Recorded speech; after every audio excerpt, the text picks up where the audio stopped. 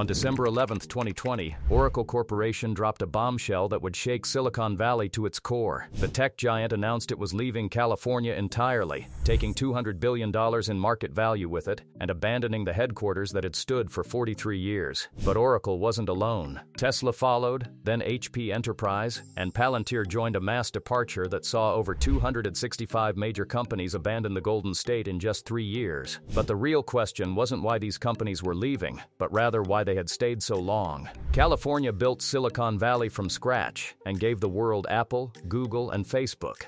But something fundamental broke along the way. In 2018, only 13 companies left in what analysts considered normal relocations, but by 2019, that jumped to 29. The year 2020 saw 74 companies pack up and leave, but 2021 brought a staggering 114 corporate exits. If that wasn't alarming enough, by 202, the floodgates opened completely. Oracle led the charge, but this wasn't just cost-cutting. Larry Ellison moved the entire corporate identity from Redwood City to Austin, Texas, then established major cloud operations in Nashville. If anyone missed the message, it was crystal clear now. California's golden age was officially over. The tax burden. But if California's exodus seemed dramatic, the math behind it was even more shocking. California's top income tax rate sits at 13.3%, the highest in the nation by far, while Texas and Tennessee charge absolutely zero. For Oracle's executives making tens of millions annually, this wasn't theoretical. It was tens of millions of actual dollars saved every single year just by changing their address. But the nightmare didn't stop there. Add in the corporate tax rate of 8.84%, plus sales taxes, property taxes, and regulatory fees, and Larry Ellison discovered Oracle's annual tax savings from leaving would exceed $1 billion. If that sounds extreme, consider Elon Musk's calculation when he moved Tesla to Austin in 2021. His personal tax savings alone hit $11 billion. HP Enterprise saved hundreds of millions relocating to Houston, but Palantir shaved massive costs moving to Denver, and the pattern became undeniable. California had transformed from the land of opportunity into a tax trap designed to extract maximum revenue, and companies were escaping as fast as they possibly could, when the cost of living becomes the cost of staying. But the tax situation only tells half the story of why California became impossible for companies like Oracle to operate successfully. The state's cost of living had escalated beyond expensive and crossed into completely unsustainable territory. The average home price in San Francisco in 2020 was hovering around $1.4 million, while Austin was just $550,000, and that gap represented two completely different realities. Oracle's employees couldn't afford houses anywhere near headquarters, which meant commutes stretched to 2 hours each way, then 3 hours for some workers, and quality of life collapsed under financial stress and endless traffic. Recruitment became a nightmare, because telling talented engineers to join Oracle in Silicon Valley actually meant spend half your salary on rent and the other half sitting in traffic. If employees weren't struggling enough, office space costs exploded simultaneously. San Francisco commercial real estate was running about $80 per square foot annually, while Austin charged just $35 for comparable space. Oracle's massive campus in Redwood City costs a fortune just to maintain, but any thought of expansion meant doubling down on the most expensive real estate market in America. Larry Ellison looked at the spreadsheets and realized the same talent pool existed in Austin, Nashville, and Denver for half the cost or less. The regulatory stranglehold. But if housing costs were crushing Oracle's budget, the regulatory environment was suffocating their ability to grow.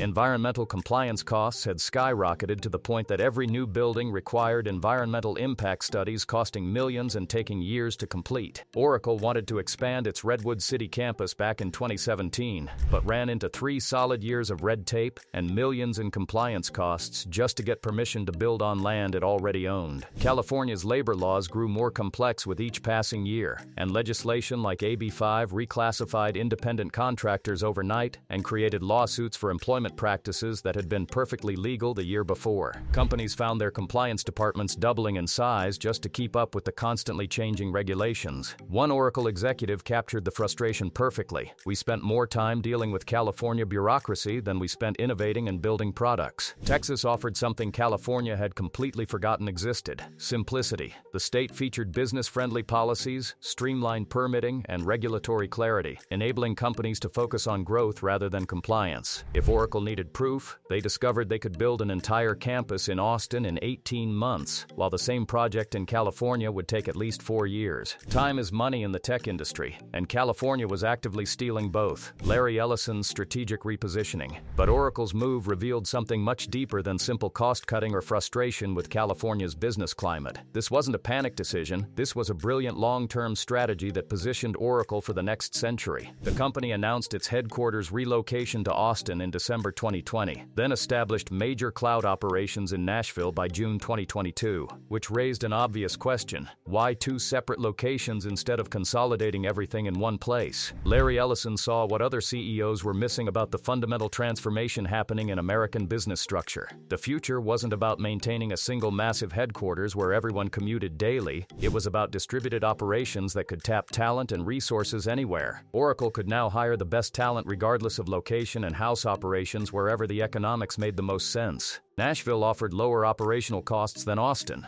a central U.S. location that improved logistics and had a robust tech infrastructure. But Nashville also brought something unexpected. The city's recording industry had already built world-class fiber optic networks for music production that Oracle could plug into immediately. Austin brought different advantages with an established tech ecosystem, a University of Texas talent pipeline producing thousands of qualified graduates annually, and energy infrastructure that could support massive data operations. Oracle's Austin campus now sprawls across hundreds of acres with construction continuing constantly, which would be absolutely impossible to replicate in Silicon Valley's lockdown real estate market. The domino effect. Other major companies watched Oracle's successful exit and smooth transition, and the exodus from California accelerated dramatically. Tesla announced their headquarters move to Austin in October 2021, and Elon Musk was characteristically blunt when he told reporters, "California has become complacent about keeping businesses here." HP Enterprise relocated its headquarters to Houston that same year, with CEO Antonio Neri citing greater flexibility and cost efficiency as the driving factors. Palantir moved its headquarters to Denver in 2020, slightly ahead of Oracle's exit, and Schwab relocated to Texas, while Seabury Group followed suit. The pattern became impossible to ignore as more Fortune 500 companies announced departures, and California's tech innovation monopoly was breaking apart in real time. In 2021, California lost a net 360,000 residents, marking the state's first population decline in recorded history. Texas gained 310,000 new residents that year, Tennessee added 83,000 new arrivals, and Florida welcomed 220,000 people fleeing high-tax states. Talent was leaving California, and the companies were following the money. By 2023, venture capital investment patterns told the full story.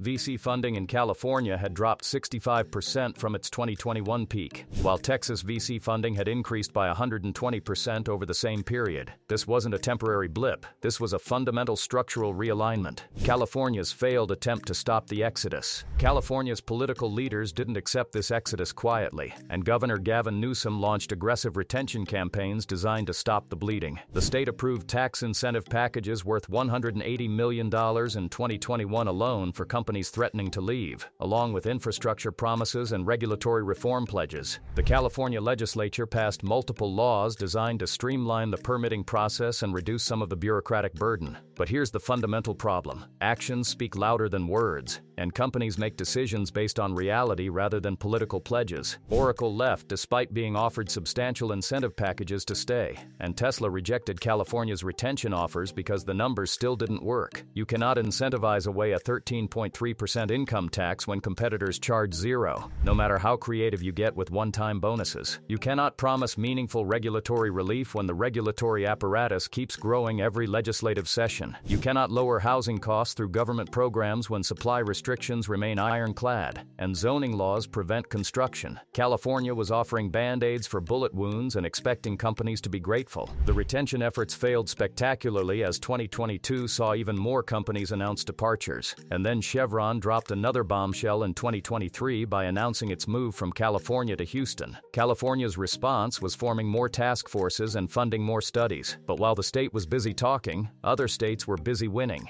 Winners, losers, and the new economic reality. Texas emerged as the undisputed winner in this massive corporate reshuffling, with Austin's population exploding by 33% from 2010 to 2023. The city's median income rose 40% over that period, and office space construction couldn't keep pace with demand. Tesla's Gigafactory outside Austin employed 20,000 workers by 2024, while Oracle's campus continued expanding with no end in sight. Samsung announced a $17 billion chip factory in Texas, proving the economic boom boom was real and undeniable. Tennessee saw similar gains as Nashville's tech sector grew 47% from 2020 to 2023, with Oracle's cloud operations bringing thousands of high-paying jobs. But California faced an entirely different reality as the tax revenue hole became absolutely catastrophic. California's budget deficit hit $68 billion in 2024, forcing program cuts, service reductions, and infrastructure deterioration across the state. The companies leaving weren't just taking jobs, they were taking the tax base that funded everything.